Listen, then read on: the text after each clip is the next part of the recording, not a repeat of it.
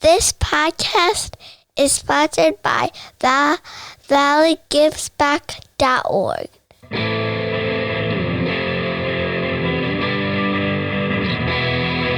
For hundreds of years we brought you the news. Printed the info, we gave you the clues. Owners' profits were always sky high. Changing market now threatens our lives.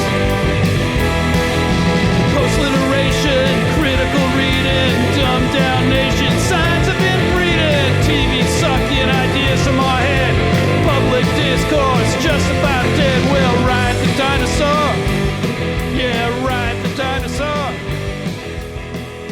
Hey everybody, welcome to Navel Gazing, the Valley Indie podcast. I'm Eugene Driscoll of valleyindie.org. That intro music is courtesy of the Bad Slugs. And that little voice you heard at the beginning was my daughter Emma, who is 6 years old in the first grade and just got over the flu. Thanks everybody who ran into me and wished me well. I had put something on the site, so a couple of days I couldn't do as much reporting as I wanted to, but I think I had a new story on the site every day nonetheless, so we got through it. On Friday, February 7th, an 8th grader hid inside the Derby Veterans Community Center on 5th Street in Derby as the building closed for the night.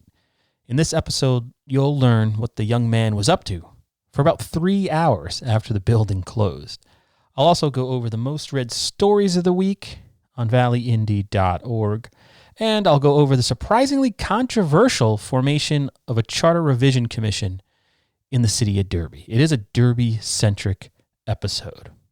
But before we begin, please take a moment to listen to this message from our sponsor, valleygivesback.org.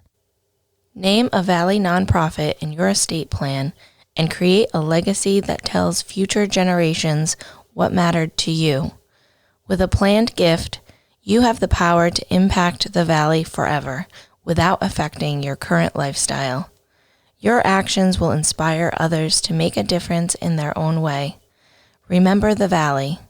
Ask your accountant, financial planner, or attorney about planned giving options.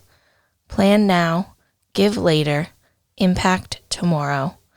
Learn more at valleygivesback.org. Yes, and thank you to valleygivesback.org. Check out that website now.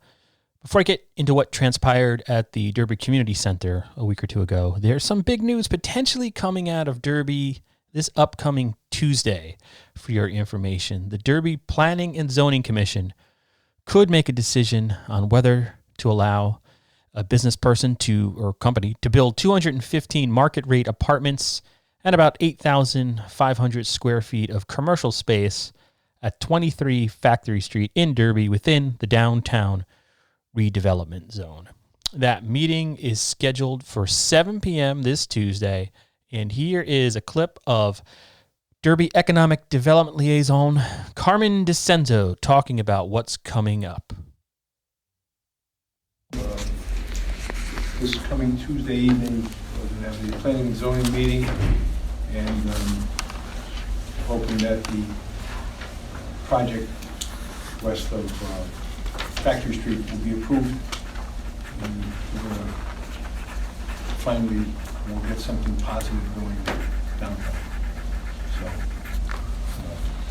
Carl is here. He's been here for the last 2 years. Starting to get tired of looking at him, but we're going to get this thing done. And hopefully everything goes good Tuesday night.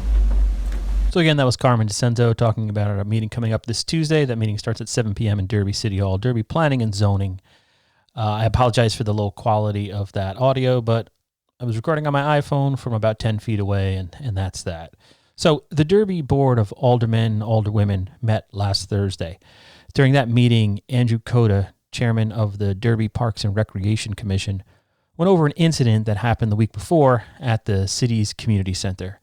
Here's a clip I recorded from the meeting where Coda goes over what happened. Parks and Rec. I just want to report, well, all the programs are going pretty good, but we did have an incident last week where some kids that were playing basketball hid inside the building up on 5th Street. So, yeah, as he said, kids hid in the community center after it closed. So I don't know about you, but I assume the next line from him would be, and they caused $30,000 worth of damage. They broke every window in the place. They drained the swimming pool of all its water and set the snack machine on fire. But actually, listen to what they were doing in there. And they played basketball. Did you catch that? And they played basketball, and the police department drove by, observed the lights were on, called Dennis, they went down, and it was a team practicing at midnight or thereabout. So they were suspended because they were part of the team that goes there. They're suspended. Dennis is taking care of that. Because there was no damage or anything, they were not arrested for anything like that.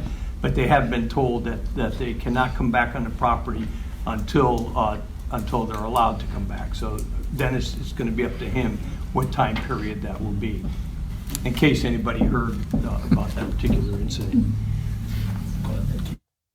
Yeah, so the Dennis mentioned there is Dennis O'Connell, the director, Parks and Recreation director for the city of Derby. And that was me laughing in the recording, by the way. I apologize for that. But my immediate reaction to what was being said was, this is the greatest story of all time. Kids do something, yes, wrong and boneheaded, and I don't mean to glorify it, but they did it just so they could play more basketball, a bunch of 8th graders. I made some calls on this Friday to find out more. It seemed like a slice of Americana to me, you know what I mean, in this sort of tidal wave, tsunami of negative news we have all the time. Something like this, I don't know, seemed kind of nice. I had some phone calls returned, some were not, but from what I gather or was told, the building closes at 9 p.m., right? So there was a youth team in there sponsored by the rec center, all neighborhood kids who had been practicing with a coach and all that. When their practice was over, it's time to leave. One of the kids apparently hid in a bathroom, did one of the things where he put his feet on the toilet so he couldn't be seen. So he avoids detection, and then after the building closes and the staff leaves and the adults are gone, he lets all his teammates back in. Neighborhood kids are there till 12 a.m. There's still, as of almost 1 a.m., kids outside with duffel bags, but the police come. The kids scatter when the adults arrive, but they're very quickly able to get an idea as to who had been in there. So I was told they've identified about 10 kids, and I was just struck by the fact that they didn't do any damage in there for 3 hours. They just played basketball, apparently. I know if I was in that situation, I'm not proud to admit this, but when I was in 8th grade, I would have vandalized something, for sure. So then I started to think about it a little more, and I started asking myself, well, where are the parents? You know, I guess that's something that just springs up in us when we hear something like this. Where was mom and dad if, you know, Junior, in 8th grade, is out to 12 a.m., 1 a.m.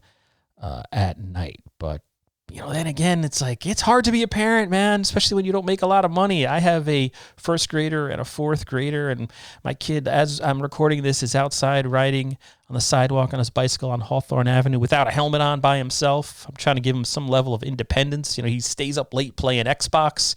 They've had a couple of days off. He's up to 2 or 3 in the morning. I'm sort of looking the other way because he seems to be having some fun with his friends. So I don't know. Maybe it's wrong for me to question where the parents were. Maybe it's wrong for you to do the same without knowing more of the facts. Maybe the kids had an elaborate scheme and the parents thought they were at another house. I don't know. But then I tried to sort of shove either negative or positive thoughts out of my head, and it made me think, midnight basketball, man, midnight gyms, programming, volunteered, something to keep the kids off the streets. Anybody out there got any ideas?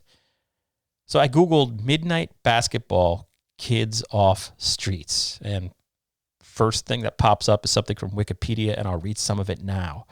Midnight basketball is an initiative developed in the 1990s to curb inner-city crime in the United States by keeping youth off the streets and engaging them with alternatives to drugs and crime. I guess it was in vogue for a couple of years, went away. According to Wikipedia, by 2019, these midnight basketball programs are making a comeback around the country.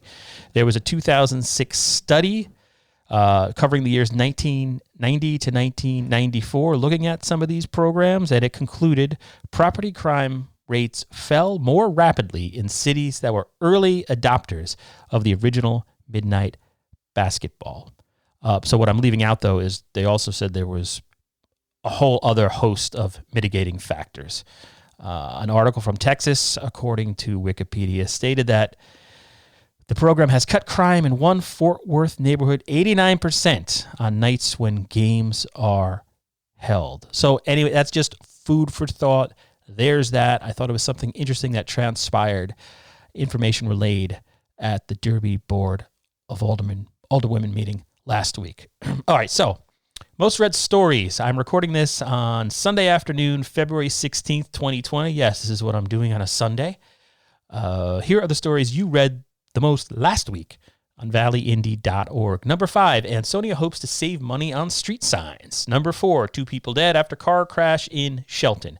Number 3, Jose Morales charged with murdering Christine Holloway of Ansonia. By the way, their child, 1-year-old Vanessa Morales, is still missing. If you have information on her whereabouts, please call the Ansonia Police Department at 203-735-1885 or call the FBI, who are offering a $10,000 reward, 203-503-5555, or an 800 number, 800-225-5324. Again, $10,000 reward for information.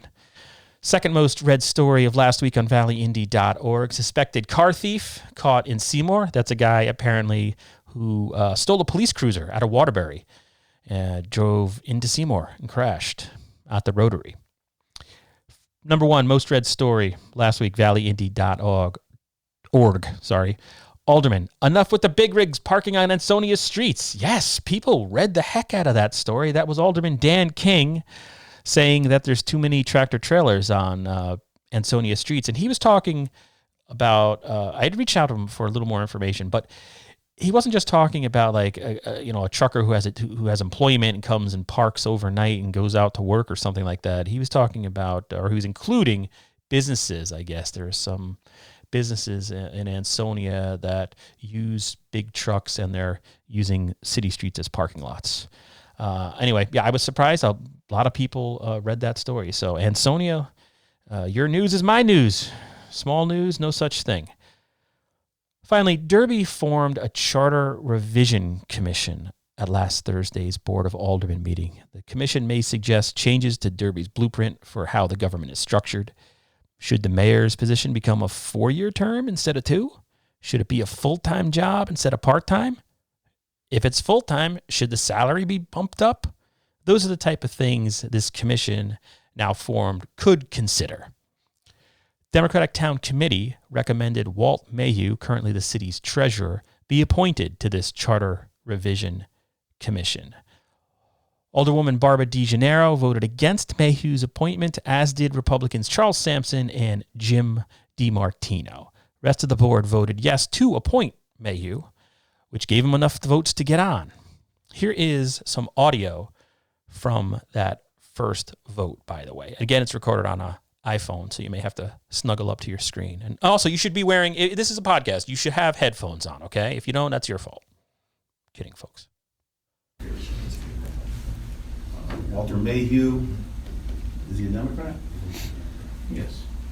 A public official holding a paid That's Mayor Zekin. treasurer's job. You need a waiver, but let's vote on it first. All in favor? That's Ron Sill. Aye. Opposed? No. No. Sampson DiMartino. 7-2. Jim DiMartino. I didn't vote yet. Barbara DeGennaro. 6-2. Roll call. I'm gonna say no. I'm saying no. 6-3. He's approved, but he needs a waiver now. If we go right to, Depending on what the basic area. Depending who else gets it. well, he still he needs a waiver no matter what. Some confusion over this waiver, which I'll talk about. All right, so he's approved? So he's approved, 6-3. So we'll do the waiver. You're gonna get the commission first before you can do the waiver. Do the waiver. Yes or no? Do the waiver at the end. But under what grounds does he need a waiver? You get to pay. That's Mark Garofalo. That refers back to the being on the Board of Aldermen or the tax. No, or any appointed or any elected official. Police Commissioner Joe Bombo, he got. Yeah, I was fire commissioner, I had to get a waiver. But those are. Says no appointed, Yeah. or however you appointed or elected official. So he needs a waiver, so we need 100%. Go through the waiver at the end. Yeah, we'll see who doing waiver. Let's point to it. Charles M. Stanky III. Okay, so as you heard there, or maybe you didn't hear, I was a little far away. It's an iPhone, but they voted to appoint Mayhew to the Charter Revision Commission with 3 nay votes. But then, as you heard, basically everyone on the board or everyone who spoke said Mayhew additionally needed a unanimous waiver from the aldermen and women because Mayhew receives money to be treasurer. There's a stipend, I believe, involved in that position. And Derby has what they call a, quote, dual office holding, unquote, provision in its charter. So that in order to serve on an appointed board while also receiving money from the city, you need this waiver they were talking about. But as you heard there, where Mark Garofalo got up, there's some different interpretations going on as to whether, in fact, Walt Mayhew needed this waiver. So here is now the vote on the waiver. So he's been appointed, but he additionally needs a unanimous waiver, according to what was said at the meeting, in order to serve. Here's that second vote. Okay, so we got 10. We have 1 too many as public officials. 1 needs a waiver. As we talked before, if he's approved, Camille will step down. And the waiver has to be unanimous, right? We have 4 people in public. We have 3 11. people that get waivers? 1. Board of Aldermen members? They don't get paid. They don't get paid. Paid. Oh, is that what we came up with now? That's the waiver. 1 too many. It is. Public Oh, office. okay, receiving any money. Who are receiving it indirectly or directly then. Okay. The only one we need a waiver is on Walt Mayhew. We do need Well, wait a minute. Well, We're it's gotta keeping be 11 unanimous. people. Now we have too many, we have too many, Too many public we have officials. too many public Right, officials. that's Well, what so I'm saying. far, we're gonna vote right now. We're gonna vote. If he gets on, as Waiver was stated needs to- before, Camille will step back if Walter gets the waiver. A waiver needs to be unanimous. Yep. Okay, you want to do a roll call vote? All right, roll call vote for Walt Mayhew for a waiver. Mr. Joseph DiMartino. Yes. Ms. DeGenero. No. Mr. D'Onofrio. Yes. Mr. Sill. Yes. Mr. James DiMartino. No. Mr. Sampson. No. Mr. Hyder. Yes. Ms. Widowski. Yes. Mr. Kirkland. Ms. Kirkland. Yes or no? Here's the conflict. Yes or no? You vote yes or no? Yes. Yes. Unanimous. But then it's not unanimous, so it's not on. So, Ms. Kirkland will stay on. Sorry for that bad slugs music there. But as you just heard, Walt Mayhew did not receive a unanimous vote in order to receive that waiver. 3 people voted against it. Now, I published a story Thursday night. If you're listening to this podcast on Monday the 17th, it's probably the second story on the main site, valleyindy.org. And Walt got on there and put a comment saying he doesn't agree with this interpretation, and he strongly disagrees with what's going on there. So you can hear, obviously, there's some different interpretations going on of this dual office holding provision or prohibition in the Derby City Charter.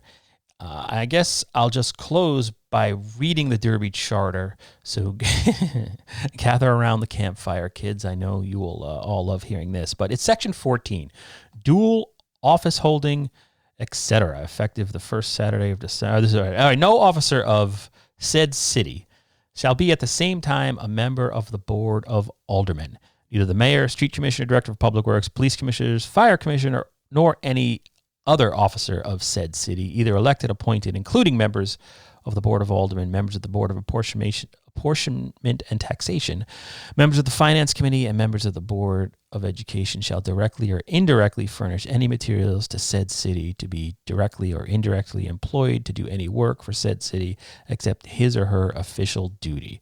The provisions of this section may be waived by a unanimous vote of the Board of Aldermen.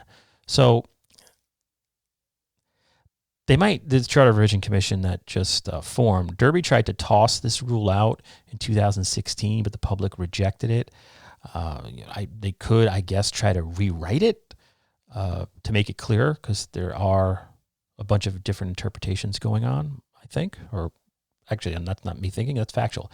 But here's some background from me that I wrote in 2016. Why does this exist? Any city employee running for public office has been subject to the waiver in Derby for 60 years. It was born out of a time when Derby elected officials could profit from public service. The history of the requirement isn't crystal clear, at least in Evening Sentinel articles from the 1950s. The Freedom of Information Act and similar sunshine laws did not exist back then, so the first discussions about the waiver in the 1950s were held in back rooms at Derby City Hall, away from the prying eyes of the public. But the waiver was controversial, according to a 1953 newspaper report at the time, because several Derby government officials had service contracts with Derby back then. In those days, an alderman at the time supplied the city with gasoline. A member of the Board of Education purchased groceries for a city department from her family's store. A member of the tax board was a plumber who did business with the city. According to the Evening Sentinel, Alderman Michael V. Valaco described his fellow elected officials as, quote, leeches who have been on the gravy train too many years, unquote. So that was sort of the genesis of this law, and I don't know if I've mentioned this, but something's changed since last week, since the meeting. Mr. Mayhew has requested an opinion from the city's Corporation Council as to whether he can serve on the Charter Revision Commission. I'm not exactly sure what his exact request was, but he has requested a legal opinion from the city's Corporation Council connected to this controversy. So stay tuned. And don't forget, Derby meeting is, there's a meeting Tuesday, 7 p.m., Derby Planning and Zoning, where the commission could approve more than 200 apartments for Main Street or off Main Street in downtown Derby. So without further ado, this was Eugene Driscoll of valleyindy.org. Thank you so much for listening. Now here's the Bad Slugs outro, which I hit the wrong button earlier. Take care.